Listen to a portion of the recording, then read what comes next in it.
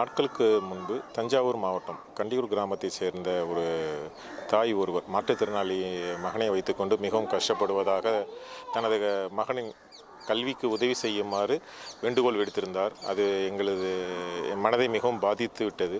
So அதற்காக அந்த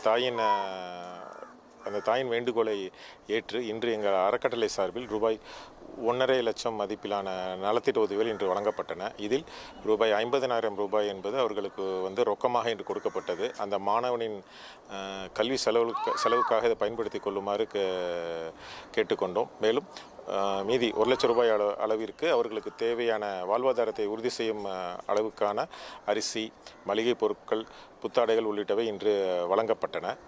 விளிம்பு நிலை மக்களுக்காக ஜோதி அறக்கட்டளையானது தொடர்ந்து செயல்படும்.